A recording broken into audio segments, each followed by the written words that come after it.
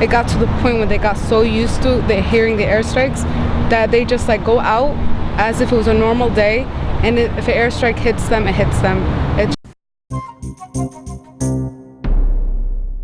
And that's why we're camping out right now in front of the federal court to get the resistance that the people need to understand that we are against PROMESA.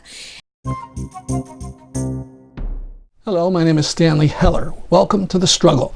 The Struggle is shown on over 30 cable stations from Vermont to New York City and in Washington, D.C. You can also see us on the net at thestruggle.org. Our video on YouTube is on the channel Struggle Video Media.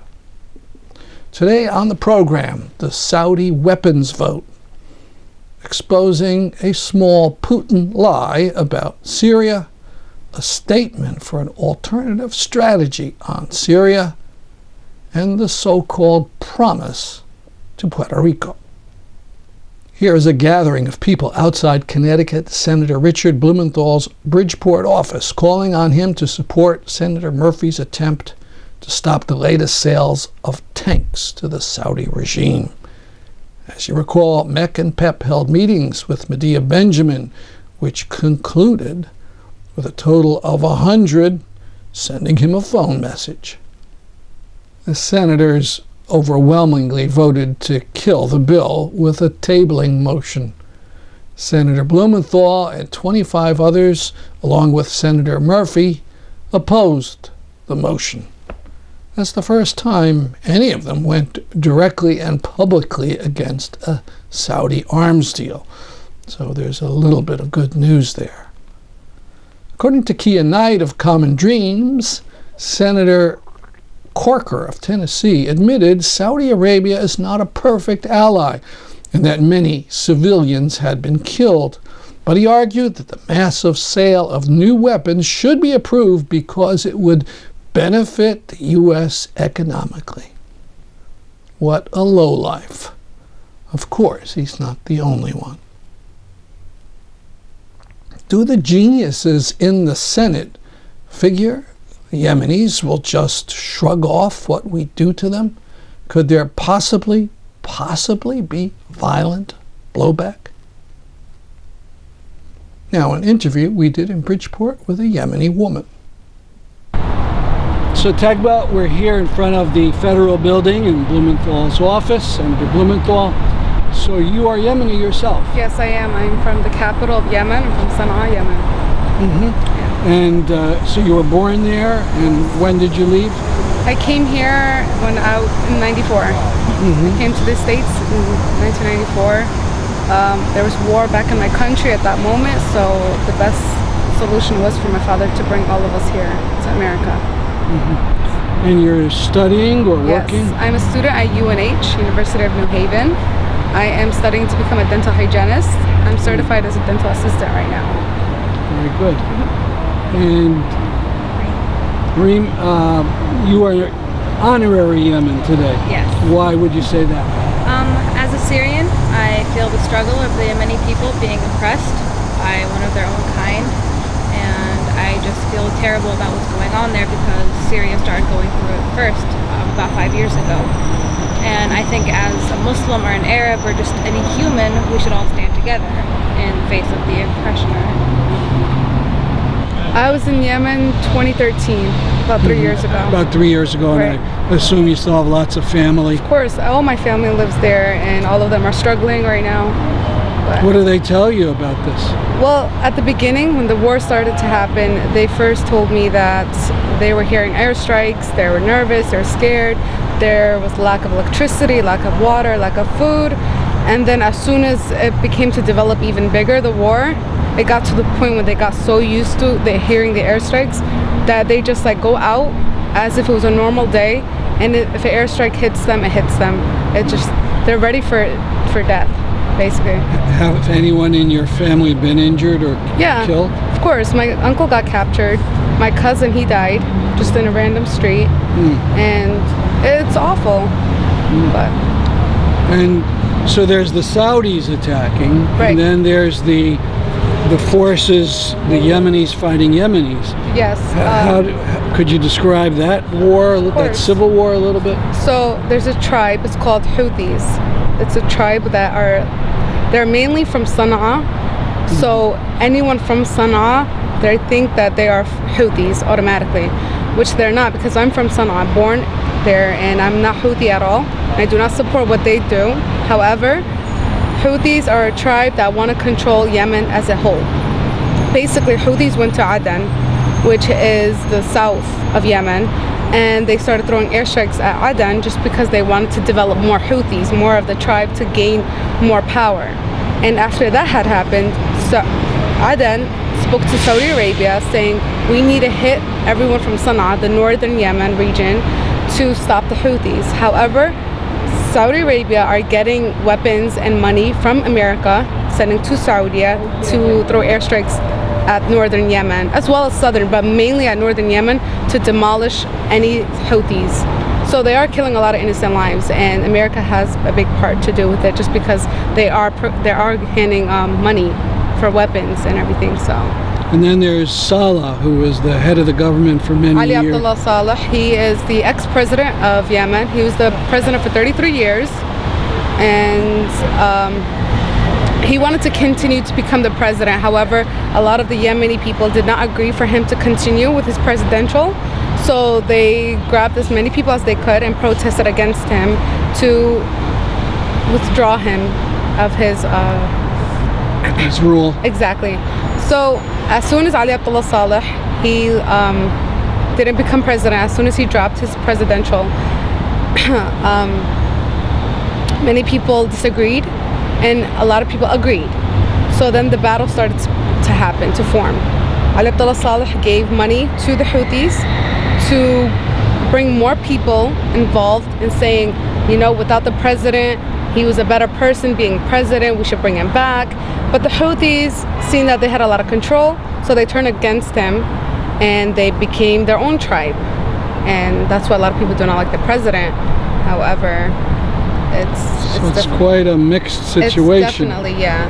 And then the Saudis are in, but that at least Saudis are just making it worse. That's the problem. Saudis think that they're actually helping us. No, they're creating a bigger conflict between us, just because Aden and Aden and Saudi are working together against Sana'a, the northern region of Yemen, because they're throwing airstrikes. However, they're trying to throw airstrikes at the Houthis, but who are the Houthis? There's the tribe is called Houthis, but who are the Houthis? There's innocent people. Houthis are not located in one small city in Sana'a. No, they're everywhere. So they're killing innocent lives, and it's so sad. Can we talk about Syria a little bit? What could you tell us a bit about the terrible things going on there? Well, unfortunately, Syria has been in a chaotic disaster of death that's been going on for about 5 years. People think it's because innocent people just wanted more freedom, but personally, as a Syrian, I don't believe that's true. After it begun, there were many militant groups that formed, like the Free Syrian Army, and then somehow ISIS got involved, and really groups from all around the world, like Russia, France, and Turkey. It's a big mess. No one actually knows who's who anymore. No one knows who are the good guys or the bad guys. And now every city in Syria has fallen almost, except for the capital city, Damascus, which is where I'm from. There, it's almost the only safest area. I still have family there, but I also have family who have fled the rest of the counties. People from Aleppo and Hama and everywhere. They either left the country or they left to go to Damascus, where they've lost their jobs, they've lost families, they've lost properties, and it's just very tragic because almost everyone in Syria, if you ever talk to anyone there, everyone's lost either a friend or a family member or more. And that's how it's been going on, and no one really knows if it's ever going to end.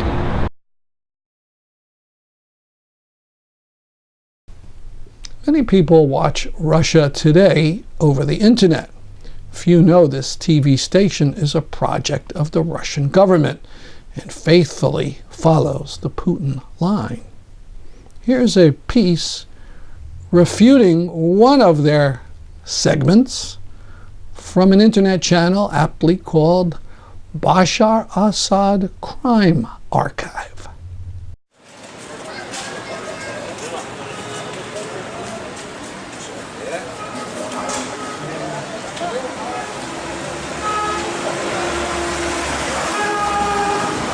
أنا اسمي فادي بيطار، ساكن بالشعار.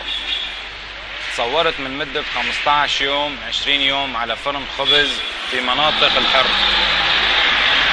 طالعوني على وسائل إعلان روسية إنه أنا مسلم حالي عند النظام، إنه الأهالي طلعت من حلب وسلمت حالها للنظام، وهذا الشيء كله كذب بكذب.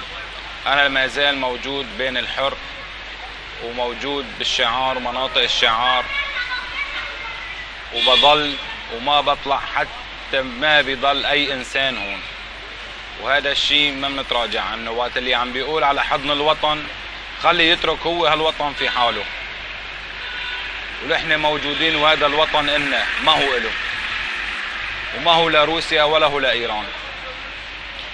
أنا ما طلعت على مناطق النظام نهائي من بداية الثورة، أنا موجود هون ولا طلعت على أي مكان، لا على تركيا ولا على النظام ولا على أي منطقة، وموجود بالشعار من بدايات الثورة. بيقولوا فتحت معابر وبيقولوا إنه طلعت عالم، لا راح اجى، ما في أي إنسان طلع من هون ولا في أي معبر انفتح. وأكبر دليل هو أنا، وصوروني على الفرن وقالوا إنه هدول وإنه المدنية طلعوا وعبروا إنه عند النظام، وأنا موجود هلا بالشعار، وأي إنسان وأي شخص بيحب يشوفني أنا موجود بالشعار.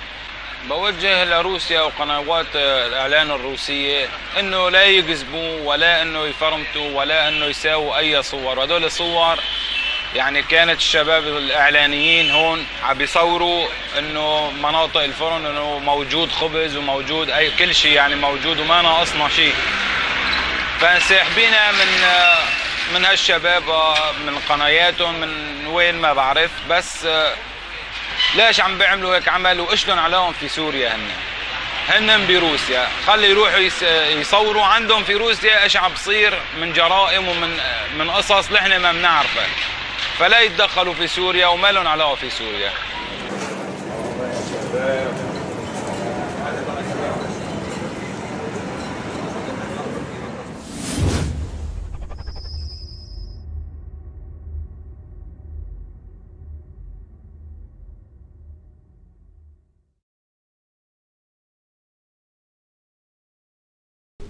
Most of the U.S. left has its head in the sand when it comes to Syria.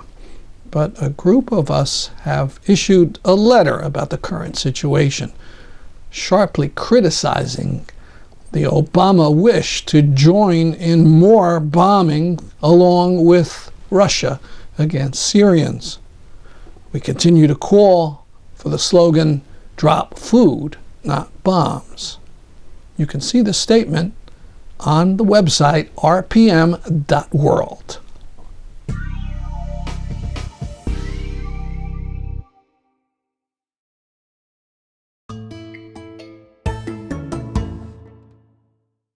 Now an interview with a Puerto Rican woman who's taking part in protests in San Juan and who's on a speaking tour and who came to New England to take part in the Puerto Rican Day Parade in Springfield, Massachusetts. At Trinity College, I'll be speaking to Melisa Vargas Echevarria. She's a spokesperson for Puerto Rican activists camping in front of the U.S. federal court in San Juan. And they're doing this in response to the imposition by the U.S. Congress of a fiscal board on the island. And we'll be getting into that. She's a member of the Party of Working People. She's activist in feminist causes on the island. And she's a photojournalist and radio producer for Radio Huelga, a radio station created by students on strike in 2010 at the University of Puerto Rico. Good afternoon. Good afternoon. Let me start with some basic, really an ignorant question. What is Puerto Rico? It's not an independent country.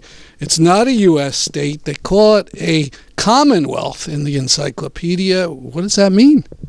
It was a commonwealth, but recently, case Sanchez Valle explicitly explains that we're just a territory of the United States. We're a colony. We're not the Estado Libre Asociado anymore. So, do you vote for president? No, Do you vote for senator or Congress? we don't. You do vote for governor, Yeah, in Puerto Rico. and then Puerto Ricans can freely come to Connecticut or any other state. Yes, we do. Okay. And they're citizens in that respect. We're citizen of the United States. But it doesn't sound like you have a lot of power. So now let's get into this PROMESA bill. What is it, and why has it angered so many in Puerto Rico? Yeah, June 29th, President Obama signed the Puerto Rico Oversight Management and Economic Stability Act, PROMESA by its acronym. It's a law that it's gonna have these people who are trying to renegotiate the debt and collect the debt, but we don't really know how much the debt is right now, because we don't really know where the debt came from. Because if we're a territory, if we're a colony, we're not supposed to get any debt. And the press reports say it's $72 billion, and that Puerto Rico can't pay it, and supposedly the Congress is going to help out, but it's putting all these restrictions on it. Not only restrictions, we're having problems, and we're going to have any more problems in education, in healthcare, and basic stuff that we need as citizens, that people to just live like normal people needs to live. And if we get everything just out just to pay the debt, it's against the people, and the people should be before debt. And who can be on this board? Is it only people from Puerto Rico? No, it's people choose by the President Obama. We don't vote for them. And they have total authority or very big authority on money things in Puerto Rico? They're supposed to collect the debt. They're going to do anything just to collect the debt, to get that money. And we're going to pay them for doing that job. That's amazing. You're going to pay the board. Yes. On Democracy Now! There was an astounding story. It said that originally the debt, or part of the debt, was $4 billion, and that when all the interest is paid, let me look it up here, it's going to be paying $33 billion in interest on that $4 billion. It sounds pretty terrible. It is terrible, but at the same time, we have all these restrictions. We have people joining the resistance move, and that's why we're camping out right now in front of the federal court, to get the resistance that the people need to understand that we are against PROMESA, and we need people to understand that we're gonna have our people to have their needs counted in. Now, let's talk about the camping. How many people are there? What's it like to do this? When did it start? It started the same night that the PROMESA law was signed, the 29th of June. And we're 100 people camping out. We take shifts, but we're more people all around Puerto Rico. You can more or less know how many people are we by the conference 31st of August that we close down, and all the people you see there is people that are supporting us in the camp. So this conference, this was of bankers or people who are going to get investors, and you say it was shut down. Explain what that was about. It was a big resistance move, and it was bigger than we thought it would be. And there was some police brutality involved, but we canceled the conference. So lots and lots of people get out on the street and interfered until they canceled? Yes. So what other kinds of, besides this camping, what other opposition is there to the PROMESA? Are unions doing things, or student groups? What other activity is there in resisting this? there are a lot of people, and not only inside Puerto Rico, not only Puerto Ricans. We're having the support of New York group. It's called People Against PROMESA, and a lot of groups have joined in, and the diaspora people are giving out money too for the camp, and it's a lot of people who just read the law and understand the law and are against it, and they're joining in, and they're having their own movements, and we're all working as a collective of collective people that are just against it, and we're going to resist it. And then note to PROMESA, there's going to be banners or signs in Springfield? Yes, there's gonna be banners, and we're trying to wear the black flag of Puerto Rico, because right now we're not celebrating Puerto Rican pride. We're trying to just get the word out that we're in a struggle and we're resisting, and that's why we wear the Puerto Rican flag in black. And as I understand, on September 18th, 45 to 50 of the Boricuas for the liberation of Puerto Rico marched in the Springfield, Massachusetts Puerto Rican Day Parade, voicing opposition to the PROMESA. Reportedly, they were cheered on by people on the sidewalks and responded with fist pumps, and many joined in the chants led by Melisa, Vargas, Echevarria. Now, views from a Puerto Rican activist from Hartford, Connecticut about the question of Puerto Rican independence. I'm speaking at Trinity College with Fernando Betancourt, who works with the Colectivo for Puerto Rican Independence. He professionally works for a social service agency in Hartford, Connecticut. Good afternoon. Good afternoon. Delighted to be here in your show. Let's talk a little bit about this question of independence and so on. How did Puerto Rico become a possession of the United States? It was as a result of the Hispanic-American War in 1898, and after the invasion of the United States of Puerto Rico in 1898, the United States took possession of Puerto Rico, and it has remained a colony ever since. We have never been anything but a territory of the United States. I was reading Juan Gonzalez's book, and he said, I think it was 1917, all of a sudden Puerto Ricans were granted citizenship, but the entire legislature said no and voted unanimously against it and thought it was just a way of getting cannon fodder for World War I. That is correct. The legislature, the only body that was elected by Puerto Ricans back then in 1917, unanimously rejected the U.S. citizenship, but it was imposed in what is known as the Foraker Act. And the Jones Act came in 1917 and imposed the U.S. citizenship, and that's why we are American citizens. However, it is important to understand that even though we are American citizens, Puerto Ricans living in the island do not have the right to vote for the president. We do not have any senators or representatives in Congress. And the only representation is what is called a representative from Puerto Rico that has no vote. Only they can speak. We're talking about more people than live in Connecticut and probably 10 or 15 other states. Oh, absolutely. If Puerto Rico were a state, we would have more representation in Congress than 25 existing states. And that's why it's almost impossible to have full support for a state for Puerto Rico, because many states will not like that will have 2 senators and more representatives than they do.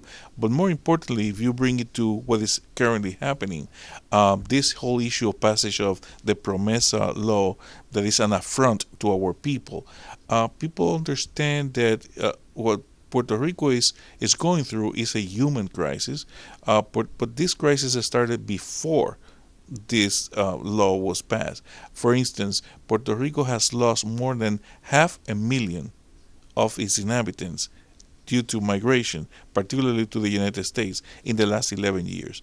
And the consequences of this huge debt is not the responsibility of the Puerto Rican people, but the structure that have kept us as a colony with no power, no say, but able to engage in that. Who took on this debt? I mean, was it stupid people, crooks, or was it just sort of desperate people? No, absolutely not. Over the years, for decades, these investors took advantage that Puerto Rican bonds have one of the highest rates and gradings. So they took the advantage, and when that grading went down, then they took advantage of the differential in terms of you're taking more risk, but then you get more interest on the debt. But for instance, one thing that people don't know in Puerto Rico or in the United States is that Puerto Rico was eligible, even as a territory, to have the bankruptcy law apply in Puerto Rico. In 1984, Congress, without consulting Puerto Rico, without consulting the government, took Puerto Rico out of the list of the states and territories that law apply. So now we don't have the benefit to have that protection against this crisis that was created, which I have to say, by irresponsible overspending over many decades by the two parties that have administered the colony in Puerto Rico. Now, your collectivo calls for independence. Could Puerto Rico go it alone and be an independent country?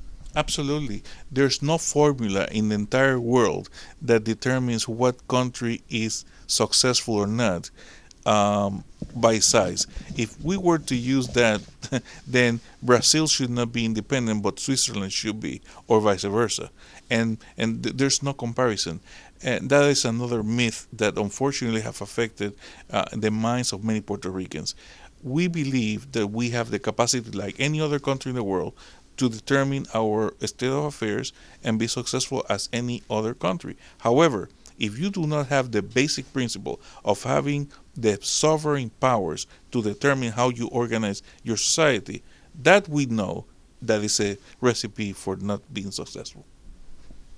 Now, I don't know a lot about this, but I know there's been some votes over the years about this, and recently the pro-independence gets a small vote. Is that right? Well, what happens is that, first of all, there has never been in the history of Puerto Rico under the United States, not a single referendum that has been sanctioned by the Congress of the United States. So what we have are these elections in Puerto Rico that they call plebiscites or referendums about the Puerto Rican status. Sometimes the Puerto Rican pro-independence forces have even abstained, and when we have participated, yes, we are about 5% or 6% of the total vote. However, our contention is that that is artificial, because none of those voting know what they're voting on, because the United States have not determined and describe what specifically each formula of a future status of Puerto Rico means or entails, or what are they willing to accept. So Puerto Ricans are basically going and giving a blank check with no resolution, and the status quo continues. And is it legal to call for independence? I know for some years it wasn't legal. Well, for many, many decades, it was illegal. If you were to just even have your Puerto Rican flag in your lapel, you can be incarcerated, like many did. Recently, we have one person, for instance, among others, which is a political prisoner, Oscar Lopez, and we are asking for his liberation, because there you have someone who was accused of sedition. However, nothing was proved against him. He never recognized the jurisdiction of the United States, and he has been more than 35 years incarcerated for the only sin of supporting independence for Puerto Rico. And on this point, we have unanimous consent. In other words, Puerto Ricans who defend statehood, Commonwealth, or independence are in favor of his incarceration. I mean, living free. Final note on Puerto Rico. On September 20th, there was a fire at an electric company facility, and virtually the entire island lost electricity. 3.5 million people. The energy system is outdated, but with PROMESA and more cutbacks coming, we can only imagine what will happen next. That's our program for today. See you next week at this time. I'm Stanley Heller, and this has been The Struggle.